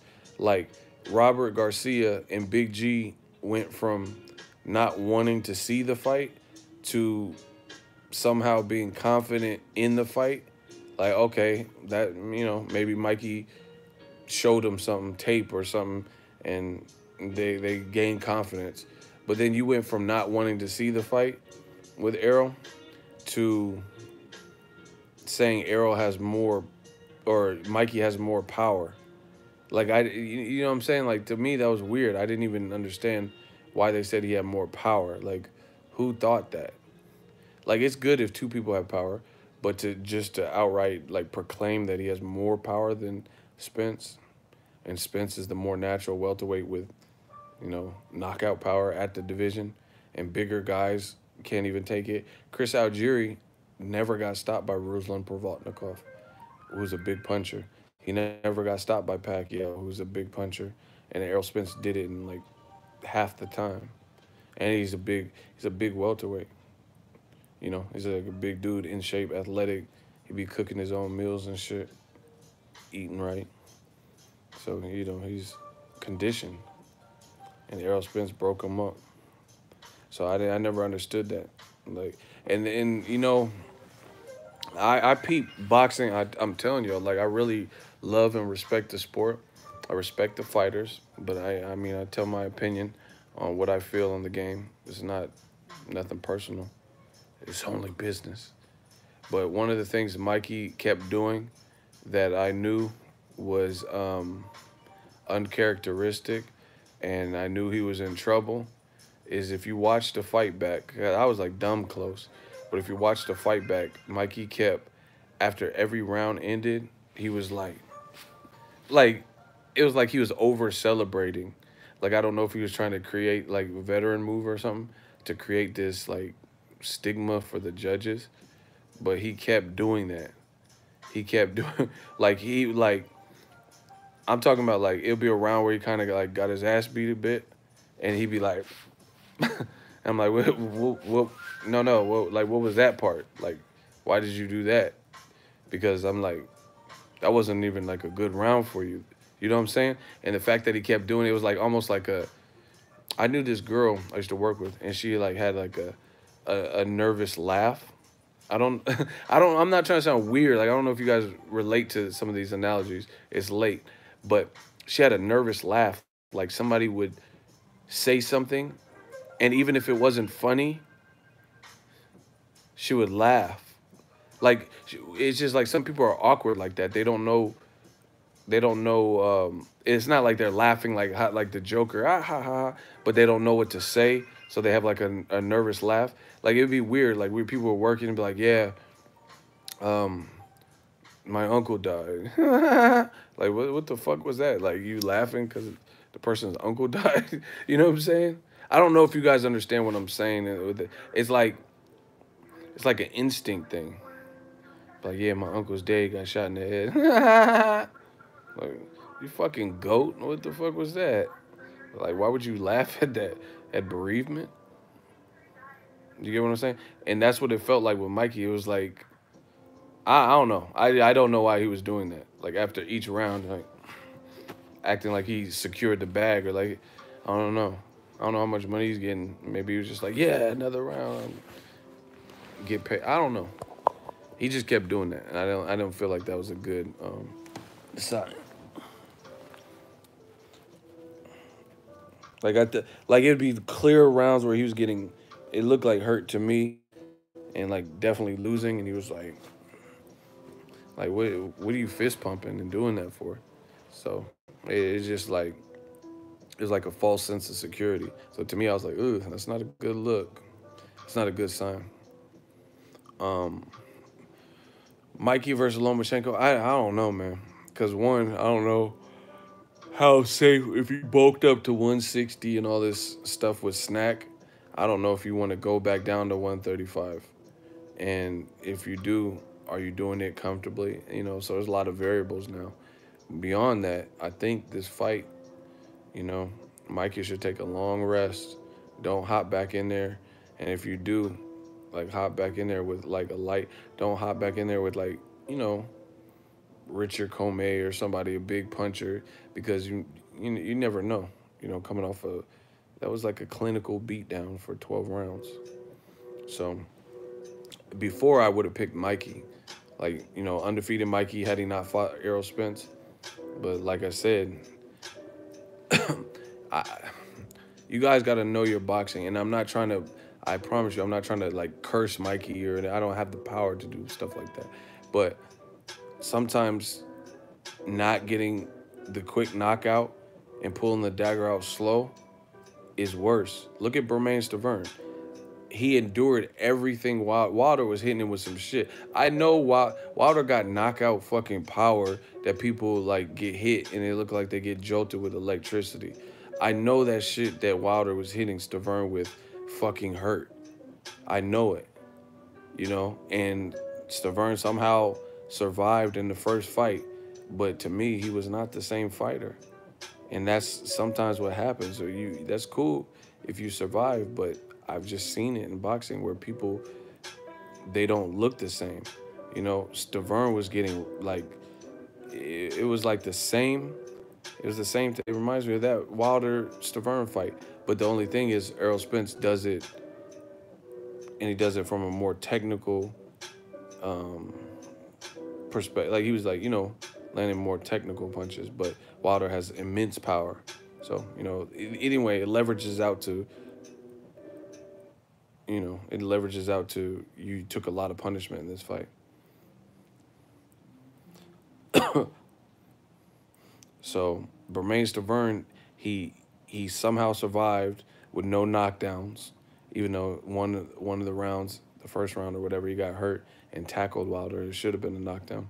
But anyway, as it sits, the judge didn't call it. So Stiverne Wilder won was no knockdowns, and Stiverne went the distance. But guess what? Stiverne fought later that year, at the end of the year, December or something, against Derek Rossi, and he got dropped. Like, how do you not get dropped by Wilder, but you get dropped by Derek Rossi? Reason being is because he took blunt force trauma from a major puncher, a punishing puncher, for 12 rounds. And then we've never seen Stiverne really. We never really seen Stiverne. What do you mean Peter was speechless? Oh, you seen him on the telecast? He's cool. He's cool as fuck. You know, you win some, you lose some. It was just like kind of a foolish fight for Mikey to take, and I told people that. But anyway, Stiverne never really looked the same to me. So I don't know. It's tough telling. That's on Mikey, if you know how he embraces the loss. But I feel like it's a tough pill to swallow. He should take some time off. You know, he made good money. His family loves him and shit. But that was a systematic breakdown, beatdown. The other person I was really impressed with was David Benavidez. Like, at first I was like, oh, I honestly I thought the knockout was a tad bit premature. I was like, the ref kind of jumped in, but then they showed it on the jumbotron, and it looked like Jay Leon Love was out. Like he didn't look like he was like cognizant. You know, Jay Leon, that's my guy. But it wasn't his night. David Benavidez is the truth, though. I like him. I want to see him and Caleb Plant, but he's probably going to fight Anthony Durrell. Benavidez got good-ass speed. Yep. Oh, yeah, Neary, he looked good, too. I want to see him fight Inouye or some shit. David Benavidez versus Anthony Durrell. I don't know. That's my guy, though, so I don't know. I'll just watch that as a fan, you know. But Durrell, he's a good fighter, though, too. He's a dog. I didn't even see Durrell's last fight, though. I didn't get to see his last fight. I think people were saying it was controversial. But, I mean, people got to understand Benavidez is a beast, but he is still 22. And his first fight with Ron Gavril was tough, you know. And I would rank a champion Durrell over Ron Gavril. So I don't think that's as in the bag as people, you know, you get me? Like, as people are making it out to be. You know, Benavidez is a beast, though. He's still developing. I also think Caleb Plant was a tough fight for Benavidez, vice versa. I think it's a tough fight for both of them. Zurdo Ramirez, that's another great fight for Benavidez. But I think he said he's moving up to 75. I don't know. I think he's keeping his belt. I don't know what he's doing. Yeah. So, boxing's lit, though. But I was impressed very much with Errol Spence and also David Benavidez.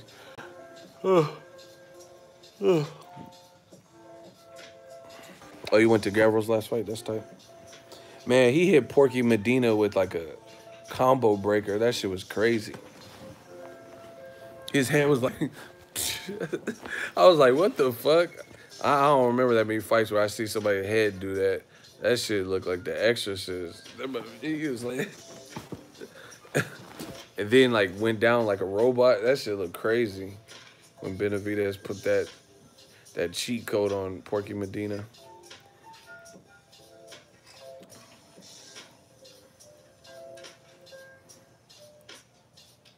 Jay Leon got handled. Top dog at 68, I don't know. They got to fight. I mean, that's really what it breaks down to.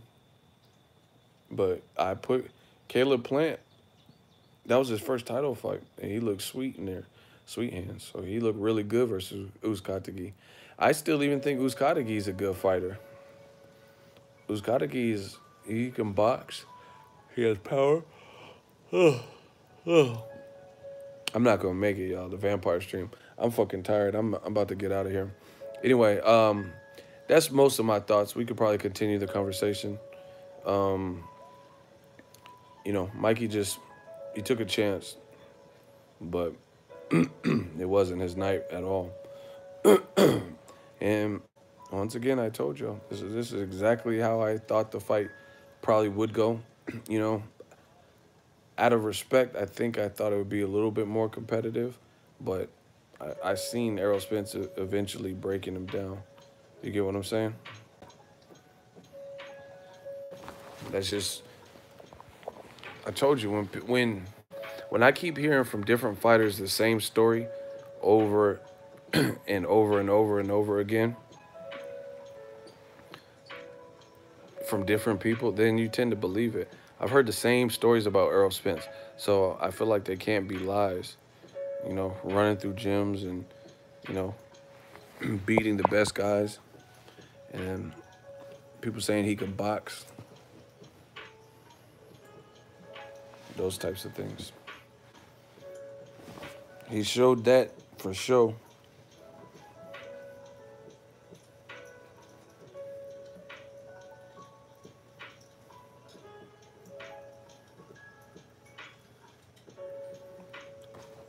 He definitely did. Someone said Mikey underestimated Errol's ring IQ. Yeah, he definitely did that. That's what I'm saying. He thought, I'm telling you, he thought that, because he is a good technical boxer, but he thought that Errol Spence was more on the, no, don't say everyone did. That don't make sense. How you going to say everyone underestimated Errol Spence when I didn't underestimate it, because I told you guys the same shit. What the fuck? He said everyone underestimated. No, that was y'all. Y'all motherfuckers was saying that dumb shit. Saying that, oh, Mikey was going to box his ears off easy and shit. What you mean everybody did? I didn't.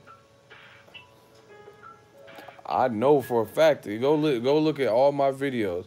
I ain't never said that. Errol made me eat my words. I ain't gonna lie. Bro, I kept telling people, what is Mikey's X factor? What, like, I don't understand what people even seen. He's shorter reach, less speed. Some people were saying experience. I don't even know if he has that. Like, I'm not saying let me rephrase that. I'm not saying he doesn't have experience, but if we're comparing it, it's not like he has crazy experience and Errol is inexperienced, because Errol's an Olympian. So that's what I'm saying. Any category, when you look at it stat for stat, if anything, even if you gave it to Mikey Garcia, it's possible, it's like negligible. Because he has 4 world titles, yeah, but that's not in that weight class. This was his 5th division.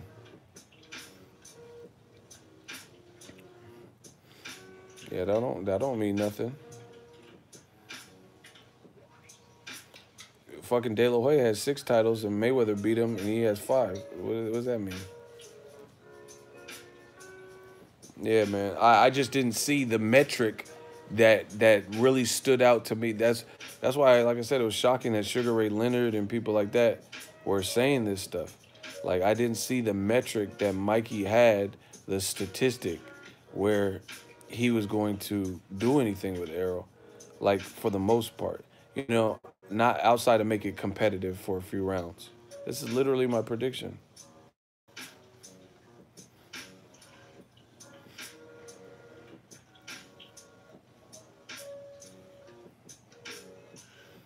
You know,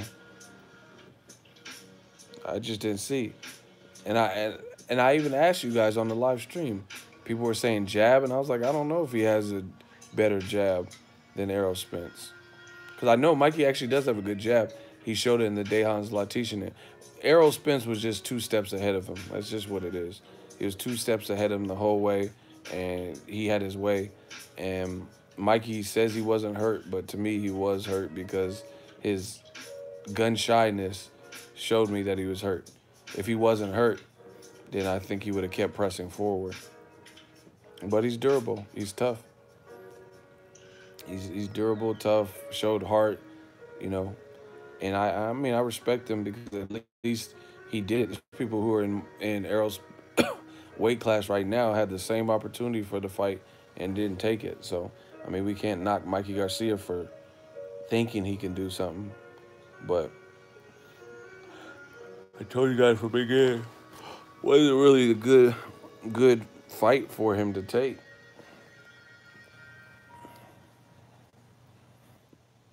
I don't know if he'll clean up 140 now. I'm telling you, I don't know. In my honest opinion, I don't know if he's the same fighter now. He took a lot of punishment, bro. He was getting hit to the head and body. I don't know what that's gonna do to him. He should take a long break because the people like Regis Prograis, you know, Josh Taylor, if they emerge out of this World Boxing Super Series or whatever as champions, their confidence is gonna be at a career high and peak and pinnacle, and I don't know if Mikey Garcia's is because of that. That's why I said it was like, you know, just he bit off more than he can chew.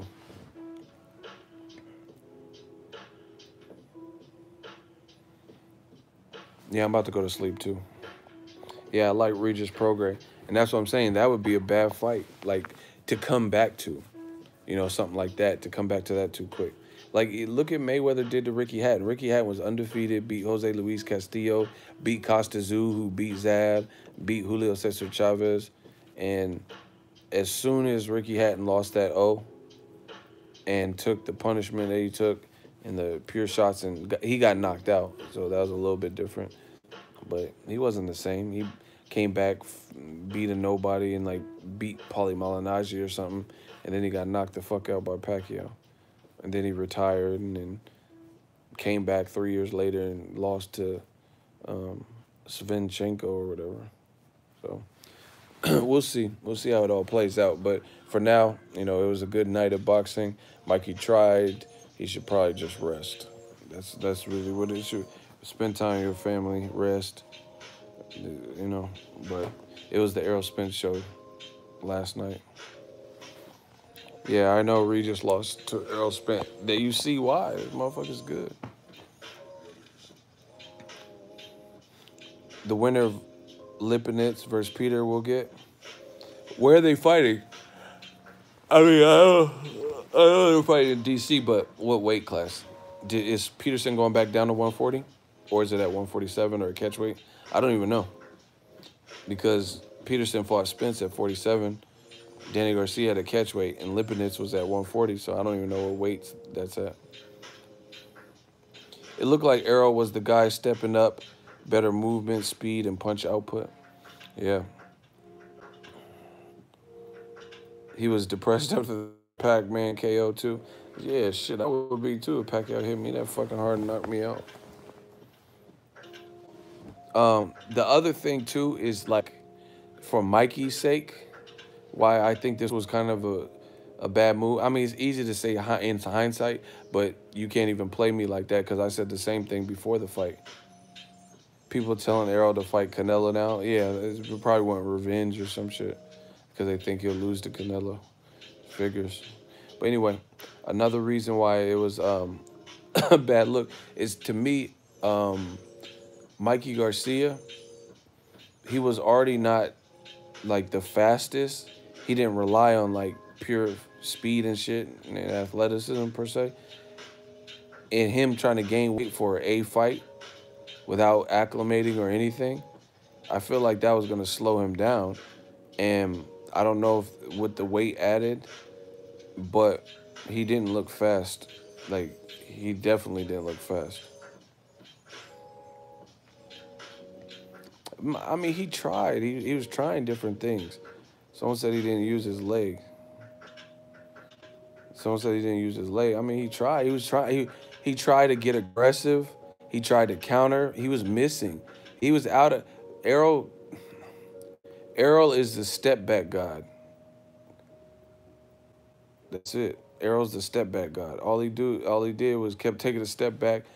There's a guy with T-Rex arms compared to you, you know, and all he was doing is taking a step back.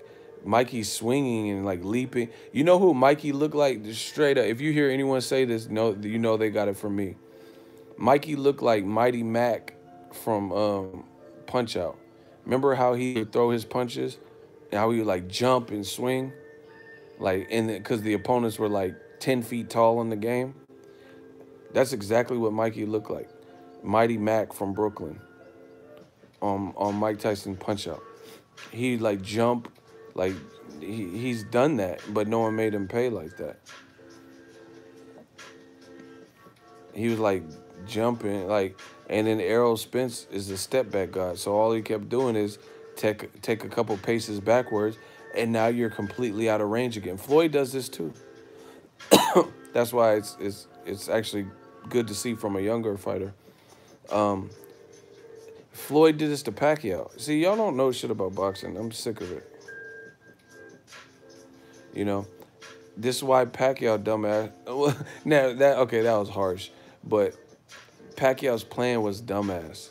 Like, it was a dumbass plan for Mayweather's taller than you, bigger than you, longer than you. Pause. And Pacquiao couldn't find the range. All Mayweather had to do is step back. And then if he stepped back and hit you with the 1-2, then your head rocking back and shit. Pacquiao's head is fucking huge, bro. His head was big. Like, I swear, bro, I seen a picture of Errol Spence and Pacquiao after they got in the ring together, and Pacquiao's head is bigger than Spence's. I can't wear snapback head. Pacquiao got a big head, bro. And Mayweather was just punching him. Errol and Floyd are the step back gods. Take that step back. Hey, take that step back, and now you out of range because your arms is too short to box with God. And that's what the story of all night. You know, Mikey was doing that Mighty Mac punching. He was too far out. You know, Errol controlled the range, and he controlled Mikey's head, pause, with the jab. And Mikey couldn't cut off the distance. And Errol Spence was cutting off the ring, applying pressure. Mikey was countering. Errol Spence's defense was tight. You know, it wasn't speed. I mean, it wasn't size that beat Mikey. It was pure skill and outthinking Mikey. Because if Mikey, you know, it looked like he was some of the shit he was throwing at Errol was just whizzing by. So, you know, who knows if he was able to actually connect some of those shots, he probably does have the power to hurt a welterweight, you know. But the thing is, Errol Spence has his gloves up damn tight and wasn't there for the bullshit and was outboxing him. Mikey was thinning too much. I don't know what that means. Or thinking, maybe. But no, he wasn't thinking. Errol was giving him a lot to think about. See, you guys got to understand this about boxing. It's not that necessarily he was thinking too much. Errol was giving him too much to think about. Like, and it was like, Mikey, I'm trying to tell y'all from the beginning, Mikey is not necessarily known as a fast. This is why the same reason Golovkin has problems with Canelo. Speed is a problem too. Errol Spence is faster, longer, blah, blah, blah. Canelo has fast-ass hands, fast, you know, he thinks pretty fast, and Golovkin's kind of slow. So you could beat speed with timing and jabbing and, you know, different things like that. You could disrupt speed, or you can beat speed with timing. But the thing is, Errol was he was busy, giving Mikey too much to work with and too much to think. Mikey is the type of fighter that he wants to initiate. He wants to work at his pace. That's why you see fights where fighters let him work in his rhythm. Mikey dominates. You know, you look at like Robert Easter fight. He looked really good in that fight. That's because he was outthinking Robert Easter, and he was working at his pace. Errol Spence gave Mikey far too much to think of and to be concerned with. Upstairs, downstairs, body, body, jab, jab, snap your head back. You know, he's just giving them different things, cutting off the ring, you know, taking steps back. He was giving them way too much to think about. So, you know, by mid fight, late fight, Mikey was gun shy. You know, he knew he was losing, and everything he had been trying was to no avail. He threw less than 100 punches. I didn't even know the stats, but wow. Yeah, he got dominated. It's just what it is. You know, he's still a good fighter. That doesn't mean everyone can do that.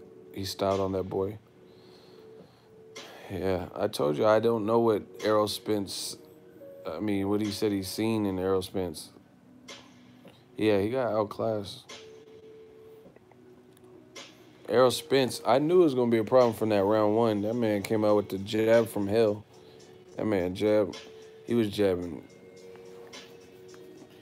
He was jabbing every Garcia. Pita, Andy Garcia from The Godfather 3. Like, you know, Cherry Garcia from Ben and Jerry. Like, it's like his jab was hitting. He was really jabbing the fuck out of, like, nonstop. Pop. Oh, shit.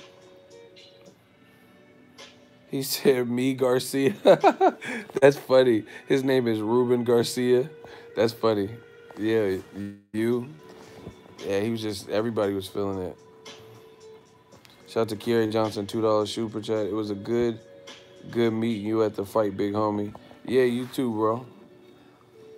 I got to meet a lot of good people, man. It was a good event. You know, so I'm about to rest up. I think Mikey should rest up. I mean, we knew what happened. You know, old media. I'm happy Errol Spence is being more vocal too about the experience. Like, he was like, you know, my people always go against the grain, everyone picking against me. That left me with the chip on my shoulder. I feel him, you know?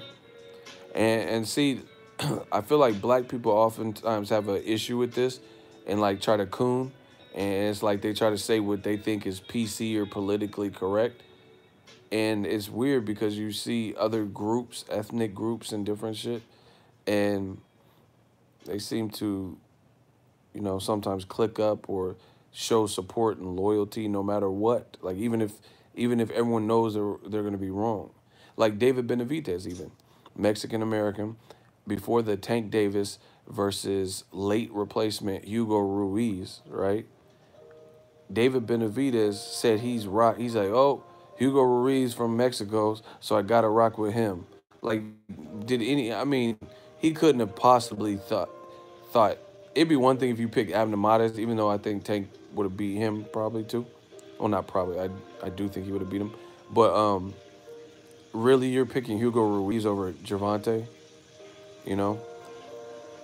And then some people, it seems like they say stuff because they feel like it's expected,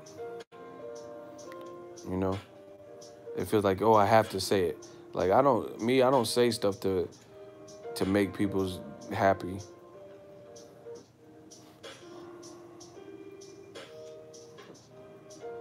You know, I got to speak what's on my mind and in my heart.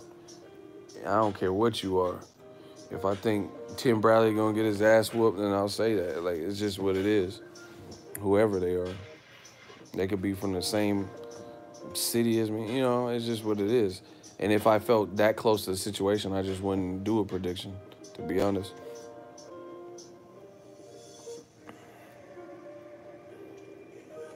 Yeah, man. But it is crazy. Like, I never you know, Sugar Ray Leonard and all these people saying, like, oh, yeah, Mikey's going to do it. I think he could pull it off. People, you know, people romanticize, too, with the heyday in boxing. You know, there's a lot of romanticizing going on. Oh, Roberto Duran, Shane Mosley did it. But you have to understand, the times are different. Times change. Like, there's different supplements and, you know, like, we know more about medical sports science and shit.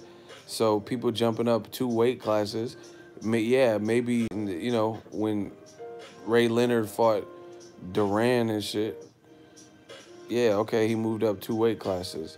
But fighters had different teachings then too, because they had different teachers. You know, a lot of fighters had old school training. You know, some people have trainers who don't even really know. You know, it's just different shit in this modern era.